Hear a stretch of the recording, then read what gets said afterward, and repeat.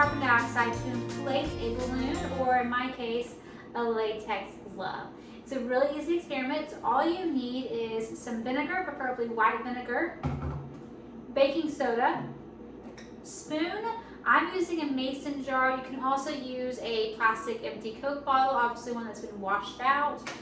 You can use a mason jar, a glass, or something really that the balloon or glove can fit over the top of the glass without letting any air escape. And then you need either a latex glove or a balloon. You can pick. You can take your pick.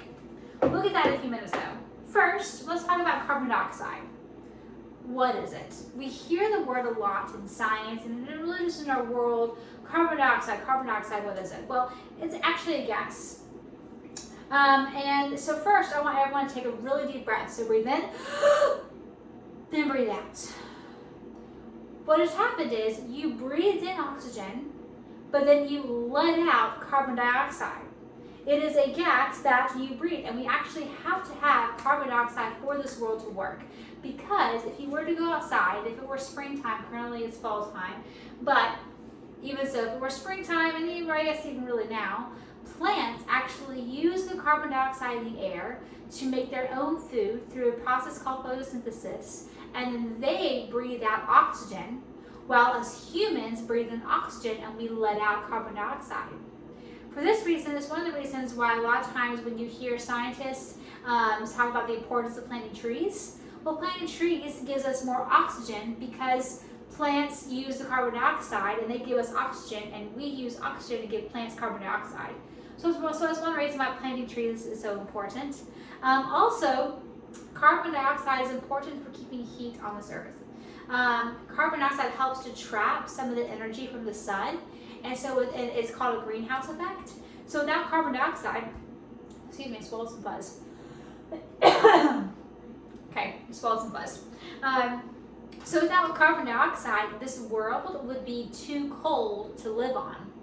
Carbon dioxide is also what makes drinks fizzy. If you were to drink some Coke, and you know how you open up a can of Coke or you open a bottle of Coke and it fizzes up, that's the carbon dioxide. It's one reason why the drink is called a carbonated drink. It is because it makes it fizzy.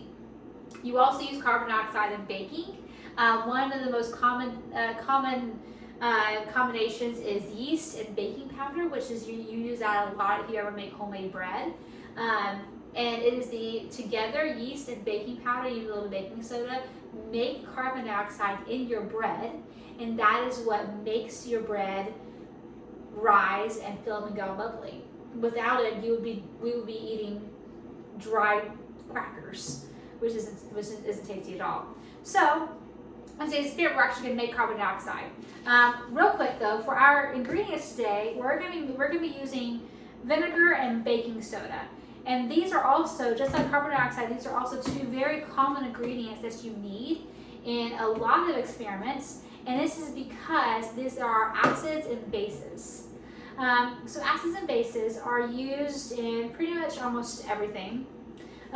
Together they make chemical reactions. So a lot of times we hear the word chemical reactions and we think that only happens in a science lab or in science class or something. You know, you see the picture, you watch the movie, you see these people with like these crazy huge equipments and they're pouring in this lime green something and mixing in this blue something and it, boom, something explodes and that's a chemical reaction.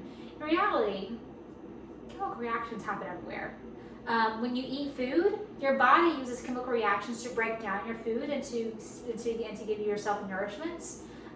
We just talked about the word photosynthesis, which is what plants use to make their own food. That's a chemical reaction.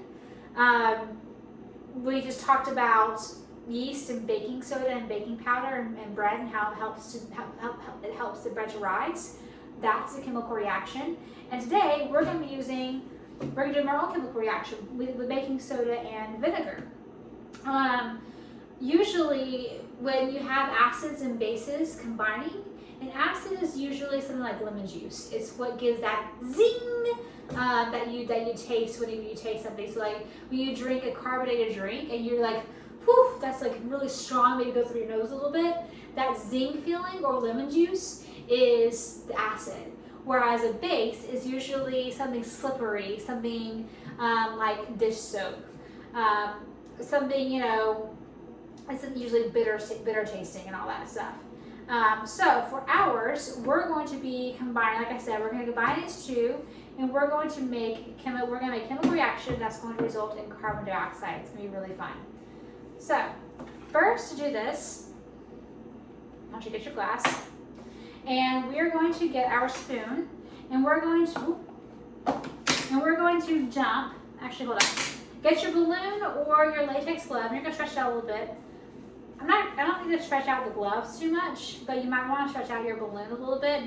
Make sure you don't have any holes in your balloon, or else this won't work, because you don't need any air in your glass. But for a balloon, you might want to stretch it out for a few minutes, just to make sure, you know, you can stretch it over the opening of the glass, whatever you're using, and just, you know, we all know, like, whenever you blow a balloon up, you gotta stretch it out before you blow it up, or else it'll take forever to blow it up. So anyway, once it's ready, take your baking soda, and I'm just gonna put a couple of spoonfuls of baking soda in here. The more baking soda I put in here, the bigger the reaction. So I'm not gonna put a whole lot. And I want you to be careful, because I know when I say the word bigger reaction, a lot of people are like, ooh yeah, let's do as big a reaction as possibly can.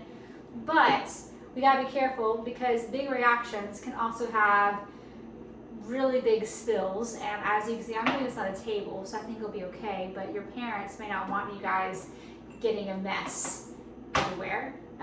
So when I say big reaction, make sure you ask your parents to see how much baking soda and vinegar you actually are allowed to use. You don't really need to worry about exact amounts. This is just kind of playing around and, you know, adding whatever you think is best. We're gonna take our vinegar. I'm gonna pour some vinegar. You know, not a lot, but as you can see, it's about half an inches deep right there. So we'll pour the vinegar right there. I'm gonna go ahead and get some tape ready,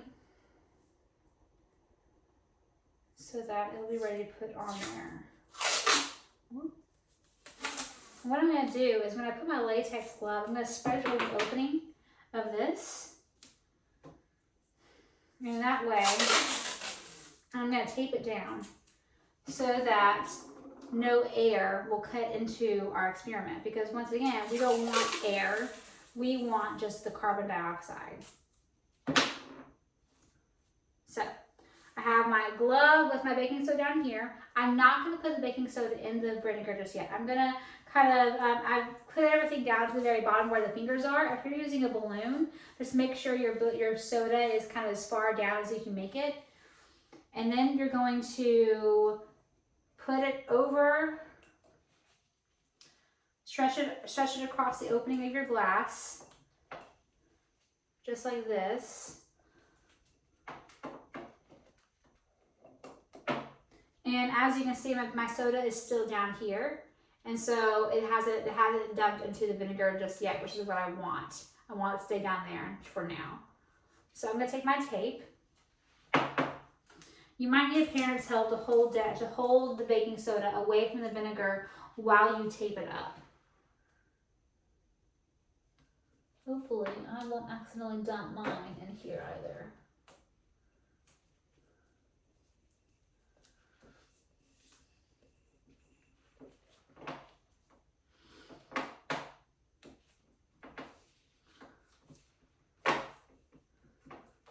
Just like such, so it's nice and taped down.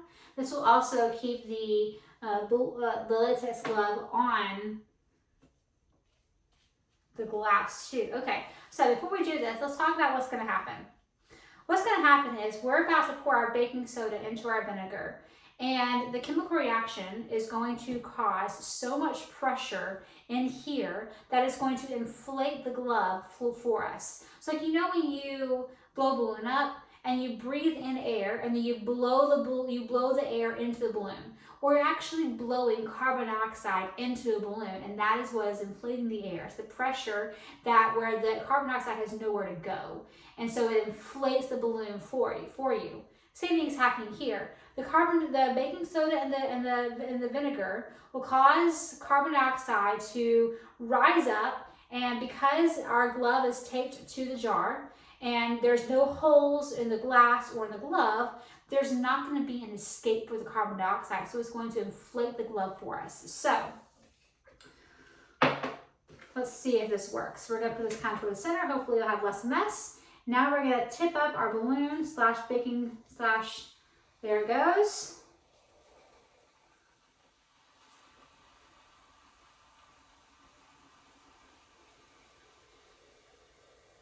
Just like that. And there we go. We now have an inflated balloon. And if you press on it, wow, it actually really is inflated to be really firm inside. So I probably may have put a little too much baking soda and vinegar in there. But this is really fun too. And what you see is standing up straight, and it is because the carbon dioxide is full of, is all in here, and there's no way for it to escape. So this is a really, really fun experiment. I know this is a really fast experiment to do, but I hope you guys enjoyed this STEAM lesson, and hopefully I will see you guys again back at the library soon. If you guys join me. Bye.